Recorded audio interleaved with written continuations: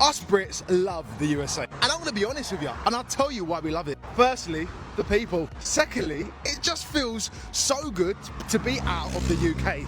In the UK, we don't have much sun. Here, you have sun at least 90% of the time. Also, you've got the ocean. You've got seas.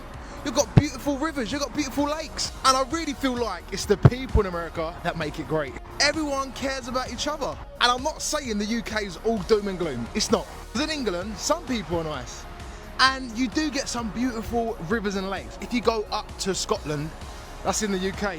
Went there one time, oh, that was beautiful. That didn't feel like I was in the UK. So, this is mainly for London. The central. London. Yeah, London. You guys in London need to get off your phone. You guys in London need to be nice to people. You guys in London need to say hello. How are you doing? Instead of sitting there on the train going, texting, well, there's no signal on the train. Come on. Europe once rolled its eyes at America for being too big, too convenient, too commercial, too much. So why are those same ideas now showing up in European streets, stores, cars, homes, and weekends? What happens when the things mocked as so American start becoming exactly what people want? From habits to everyday comforts, this list reveals something uncomfortable for the critics. America may have been ahead of the curve all along. Europe wants American AC. There's a special kind of confidence that disappears the moment your bedroom still feels like an oven at midnight. For a long time, American air conditioning was easy to tease from across the Atlantic. Too cold, too expensive, too much energy, another example of Americans refusing to tolerate even 5 minutes of discomfort. Then hotter European summers started turning that old joke into a shopping list. The cultural difference is bigger than a thermostat. In much of the United States, air conditioning is built into the idea of everyday comfort. Walk through Phoenix, Dallas, Atlanta, or even a humid East Coast summer, and indoor life is designed around controlled temperature. Offices are cool, supermarkets are cool, restaurants are cool, cars are cool, and stepping indoors can feel like crossing an invisible state line between July and October. In Britain, Germany, and parts of northern France, traditional homes were built around an entirely different assumption. Keeping warmth inside mattered more than keeping summer heat outside. Older apartments in London or Berlin often rely on windows, curtains, shutters, fans, and good timing. That works beautifully when summer behaves itself. When several hot days pile up and the walls begin storing heat like a cast iron skillet, however, the American approach suddenly stops looking extravagant. Southern Europe adds another twist. Cities such as Madrid, Seville, Rome, and Athens have long understood heat better than Northern Europe, using shutters, stone buildings, shaded streets, and evening routines shaped around the climate. Those methods remain smart and deeply rooted in local life. What American-style cooling adds is something different. The ability to make indoor comfort predictable instead of negotiating with the weather every afternoon. That predictability is probably the part Americans rarely notice because it feels so normal. A family can cook dinner, sleep, work from home, or put children to bed without organizing the entire evening around which room has the least miserable temperature. It sounds almost boring, which is exactly why it is so effective. Good infrastructure usually becomes invisible the moment it works. There's also something wonderfully American about the philosophy behind it. America looked at summer and essentially said, "We respect your season, but you are not coming inside." That attitude may sound excessive until a heat wave turns a top-floor apartment into a free trial of convection cooking. Europe is not becoming a giant refrigerated shopping mall, and local architecture, energy costs, and environmental concerns will always shape how cooling develops. Yet the direction is revealing. What was once dismissed as classic American overcomfort is increasingly being reconsidered as practical, useful, and sometimes downright necessary. The funniest part may be that America never needed to win the argument. It simply kept the thermostat at 72 degrees and waited. Europe goes bigger. A European parking space has always been a remarkably effective argument for buying a small car. Then SUVs began filling those spaces anyway, sometimes with the confidence of a golden retriever trying to fit into a cat bed. That change says far more than people like bigger cars. It shows one of the clearest examples of an American preference crossing the Atlantic and being reshaped for European life. The United States spent decades treating height, cargo room, and road presence as normal family car qualities. Europe traditionally leaned toward hatchbacks and compact sedans because cities such as Paris, Rome, and Amsterdam were designed long before anyone needed room for a 3-row SUV. Yet European buyers have been steadily moving upward. According to automotive market researcher Dataforce, SUVs accounted for roughly 51% of new passenger car registrations in Europe during the first half of 2023, crossing the halfway mark for the first time. That is a remarkable shift for a continent where models such as the Volkswagen Golf Renault Clio and Fiat Panda once seemed almost perfectly matched to everyday life. The interesting part is why this American-style preference becomes difficult to give up once people experience it. Sitting higher changes the entire feeling of driving. Loading groceries becomes easier, family luggage stops requiring advanced-level Tetris, and climbing into the vehicle feels less like lowering yourself into a chair 6 inches above the pavement. Add children, strollers, sports equipment, or holiday bags, and suddenly those extra inches stop looking decorative. American drivers figured this out early because American life gave them room to enjoy it. Wide suburban roads, larger garages, interstate travel, and sprawling shopping centers made vehicles such as the Ford Explorer, Chevrolet Tahoe, and Jeep Grand Cherokee feel at home. A Tahoe in Dallas hardly attracts attention.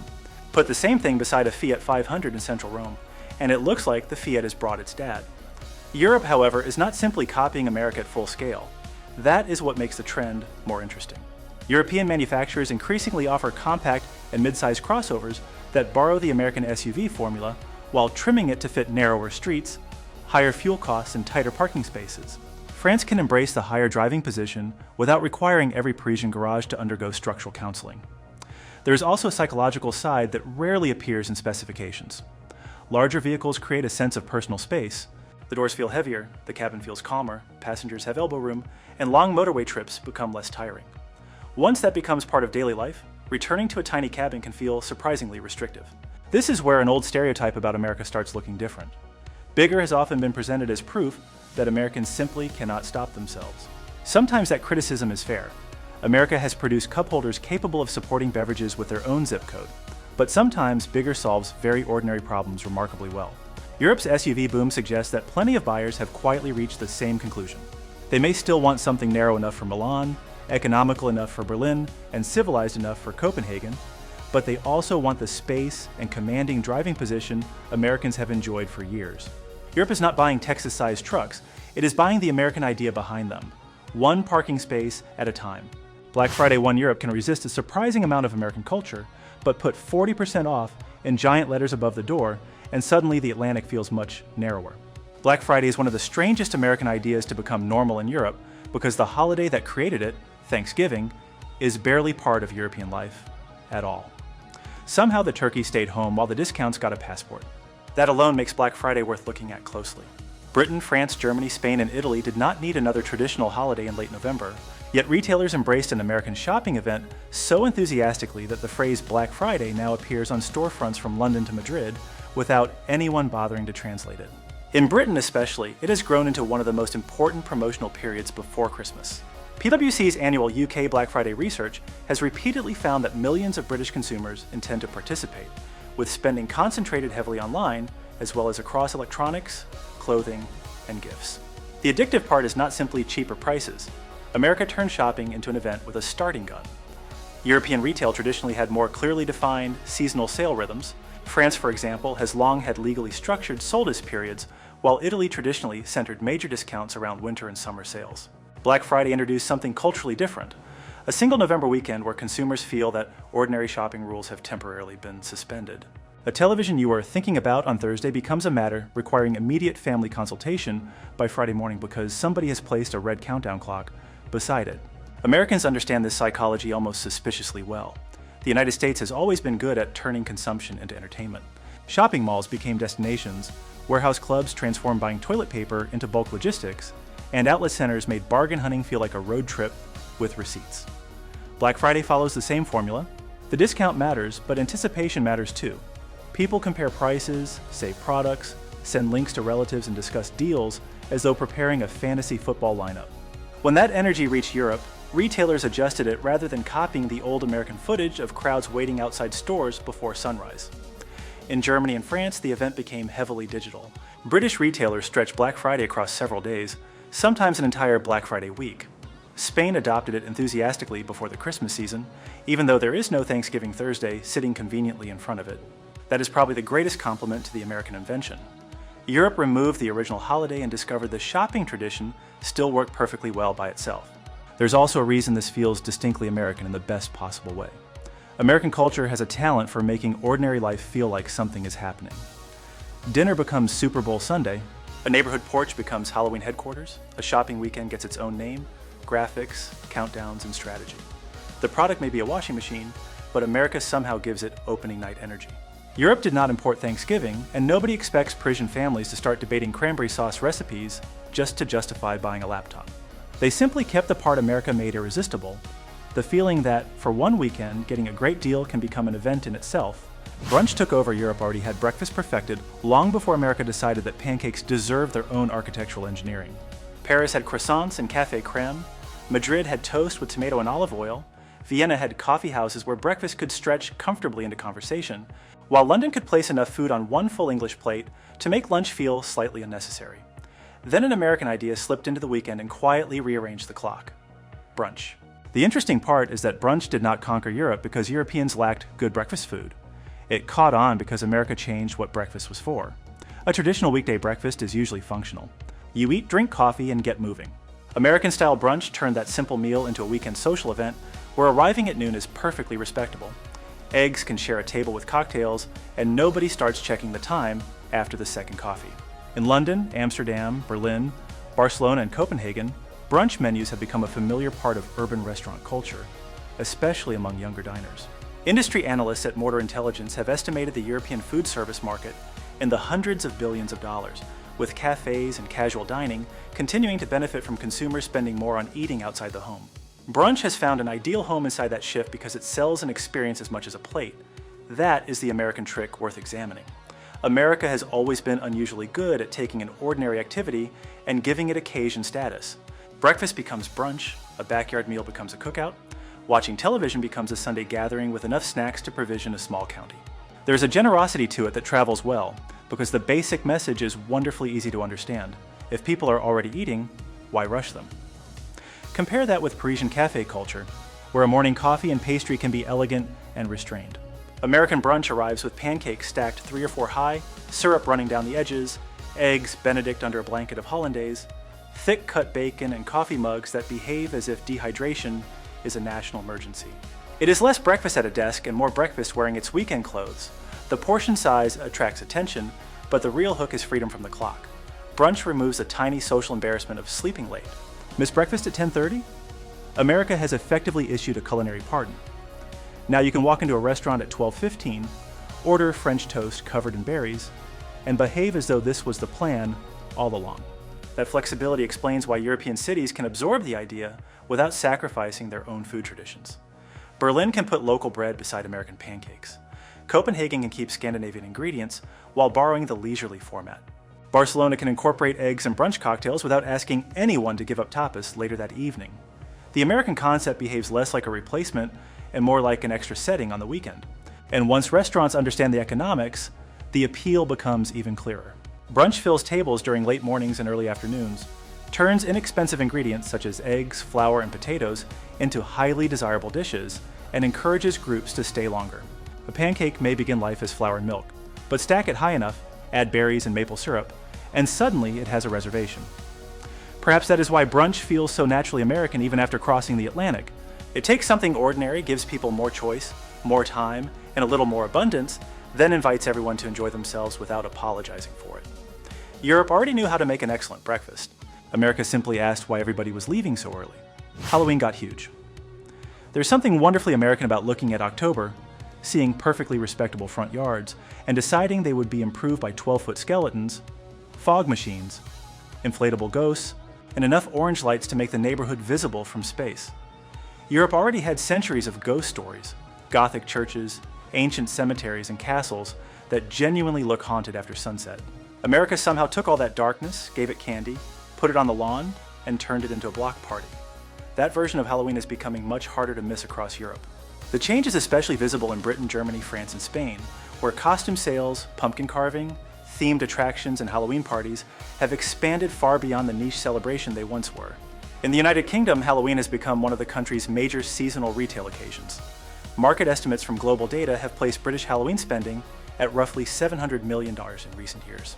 Germany now has large Halloween events at theme parks such as Movie Park Germany and Europa Park, while Disneyland Paris transforms much of its autumn programming around Halloween. Those are not tiny imported curiosities anymore. They are entire October businesses. Yet the reason American Halloween travels so well has surprisingly little to do with ghosts. Its real strength is participation. Many old European traditions tied to late October and early November are reflective, religious, or regional. American Halloween offers a completely different social contract. Everybody gets a job. Children become superheroes, witches, or dinosaurs. Adults decorate the house. Neighbors stockpile candy. Stores dedicate entire aisles to plastic spiders and pumpkins. Even the person who claims to not really celebrate Halloween somehow ends up answering the door beside a bowl containing 40 miniature Snickers. That is where America is exceptionally good at cultural packaging. It takes a season and gives ordinary people permission to perform it. A medieval castle can be spooky because history made it spooky. An American suburban house has to work harder, which may explain why homeowners occasionally attach a skeleton the size of Shaquille O'Neal to the roof. The artificiality is part of the fun. Nobody is pretending the plastic graveyard is authentic. The whole neighborhood has simply agreed to participate in the joke. Compare that with Paris, where autumn can already feel cinematic with wet pavement and old stone buildings, or Edinburgh, where narrow closes and centuries of folklore require almost no decorative assistance. American Halloween arrives with another philosophy entirely. Atmosphere is not something you wait for. You manufacture it, preferably with extension cords. And that enthusiasm is remarkably contagious. Once children experience trick-or-treating, Halloween gains something most imported celebrations struggle to create: anticipation. The costume is chosen weeks ahead. Pumpkins need carving. Candy appears in cupboards and mysteriously loses inventory before October 31st. Houses begin competing gently with one another, and suddenly a holiday that once belonged mainly to movies starts occupying real streets. American businesses understood this decades ago. According to the National Retail Federation, U.S. Halloween spending reached a record $12.2 billion in 2023, including billions spent on costumes, decorations, and candy. That figure reveals why the American version feels so enormous. Halloween became less a single evening than a month-long season. Europe is increasingly borrowing precisely that idea. The attraction is not that European cultures lacked autumn traditions. Many have richer and older ones. The appeal is that America made October playful, public, and ridiculously easy to join. Perhaps that is the secret behind its spread. You do not need to understand centuries of folklore, belong to a particular religion, or know the history of a local custom. You need a costume, some candy, and enough confidence to place a fake severed hand beside the mailbox. America managed to turn being scared into hospitality. Even Dracula would probably appreciate the customer service. Europe wants Sundays. A curious thing is happening in European cities on autumn Sundays. People are wearing jerseys from Kansas City, Green Bay, Miami, and Philadelphia in places where a few decades ago, the average passerby might have assumed third and long was a complaint about public transportation. American football has stopped looking like an exotic television import and started behaving like a culture people actually want to join. The clearest proof came from Germany. When the NFL prepared its first regular season game in Munich in 2022, the league said it received more than 3 million ticket requests for a stadium holding roughly 70,000 people. That is not casual curiosity. That is enough demand to fill Allianz Arena dozens of times over and still leave a very large group standing outside wondering whether pretending to be Tom Brady's cousin might help. Germany is especially interesting because it already possesses one of the strongest football cultures on earth. Munich does not suffer from a shortage of stadium atmosphere, and Frankfurt hardly needs lessons in passionate supporters. Yet American football found room anyway. That tells us the attraction is not about replacing European soccer. The NFL offers a completely different type of Sunday. American sports culture understands ritual almost ridiculously well. The game begins hours before kickoff because tailgating counts, jerseys matter, food matters, fantasy leagues matter, and somebody will inevitably spend 20 minutes explaining why a defensive holding call ruined his entire afternoon. In the United States, the sport becomes an excuse to turn an ordinary weekend into a gathering. But that social machinery travels surprisingly well. London's NFL games have demonstrated the same appetite since the league began staging regular season contests there in 2007. Tottenham Hotspur Stadium was even designed with a retractable soccer pitch and a separate artificial surface underneath suitable for NFL games, which is an extraordinary architectural sentence when you think about it. London effectively built a stadium capable of changing shoes depending on which version of football arrives. What makes the American version addictive is the constant sense that something is about to happen. A soccer match can flow beautifully for long stretches. American football works almost like a sequence of miniature cliffhangers. Third down arrives and everybody leans forward. The quarterback changes the play. The defense shifts. 11 enormous men stand perfectly still for 2 seconds, then the field turns into controlled chaos. For a new viewer, the rules initially look like tax paperwork written by linebackers. Once those rules begin making sense, however, the pauses become part of the pleasure because every play has consequence. The stoppage gives fans enough time to argue, snack, check statistics, and become emotionally attached to a decision made by someone wearing a headset 3,000 miles away. That is another very American ingredient. Sports are allowed to be entertainment on a grand scale. Giant screens, music, mascots, player introductions, and food are treated as part of the experience rather than distractions from it. A game can be serious competition while still feeling like the entire building has been invited to a party. Germany and Britain are not suddenly abandoning Bayern Munich, Borussia Dortmund, Arsenal, or Liverpool, and nobody sensible expects them to. The more revealing change is that European fans are making space for both traditions because the pleasures are different. Soccer owns the flowing 90 minutes. American football owns the Sunday that somehow begins before lunch and ends after everyone has eaten enough wings to regret several personal decisions. That may be why this American habit keeps growing overseas. The NFL exported a sport, but Europe discovered the package around it. The jerseys, the statistics, the spectacle, the food, and the delicious excuse to make an ordinary Sunday feel like an event. America has always understood something wonderfully simple about weekends. If everyone is free anyway, give them something worth gathering around. Drive-thru fever. There's a wonderfully American sentence that sounds almost absurd until the weather turns bad. Why should I get out of the car? That single question has shaped an entire category of restaurants, pharmacies, banks, and coffee shops across the United States. Now, the same logic is becoming increasingly familiar in parts of Europe, where the drive-thru is quietly changing from an American curiosity into something people actually build into their routines. France is a particularly revealing example. McDonald's operates more than 1,500 restaurants across the country, making France one of the chain's most important European markets, and the familiar McDrive has become completely ordinary around suburban commercial zones and motorway routes. Germany likewise has well over 1,000 McDonald's locations, with drive-thru service common outside dense historic centers. Britain went even further culturally. Drive-thru coffee became established enough that chains including Costa and Starbucks now operate standalone roadside sites designed around commuters who would rather keep the seatbelt on. That last detail explains the appeal better than any advertisement could. A traditional cafe in central Paris, Vienna, or Rome asks you to enter a place and spend a little time there. The American drive-thru asks a completely different question. What if the place comes to the edge of your routine instead? That sounds like a tiny change, but it reflects a larger American talent for designing around friction. Every unnecessary step becomes a suspect. Parking the car, finding a space, walking inside, waiting, carrying everything back out while balancing 2 coffees and searching for the keys. Americans looked at that sequence and apparently decided half of it could be fired. The result is convenience so effortless that it becomes surprisingly easy to miss once you're accustomed to it. Think about a rainy November morning outside Manchester. The temperature is miserable, the windshield is wet, and somebody wants coffee before work. A romantic European cafe sounds lovely in theory. A drive-thru window suddenly sounds like civilization advancing several centuries in 5 minutes. Add a sleeping toddler in the back seat, and the argument is basically over. This is why the concept works differently from many flashy American exports. Nobody is taking photographs beside a drive-thru speaker because it is beautiful. People keep returning because it removes tiny annoyances, and tiny annoyances are exactly the kind of thing human beings become unwilling to tolerate once somebody proves they are optional. America has had decades to perfect this mentality. In sprawling places such as Houston, Phoenix, or suburban Atlanta, where driving is woven deeply into daily life, businesses learned that the automobile should be treated almost like an extension of the customer's living room. Cup holders became dining equipment, a center console became temporary office furniture. The driver's seat occasionally doubles as breakfast seating. European cities cannot simply copy that model everywhere, nor would it make sense. Try putting a 6-lane drive-thru beside a medieval street in Florence, and the local preservation committee may experience a collective medical event. Dense centers such as Amsterdam, Barcelona, or Prague thrive precisely because walking, cycling, and public transport work so well. But outside those cores, the equation changes. Retail parks, motorway services, and suburban developments have more space. Families travel by car, and convenience suddenly becomes persuasive. Europe does not need to rebuild itself like suburban Texas to borrow one very practical American principle. When people are already moving, make the transaction fit their movement. That is the deeper reason drive-thrus become addictive. They return something everyone values and nobody can manufacture more of: a few minutes. America took a burger window and turned it into a philosophy of customer service.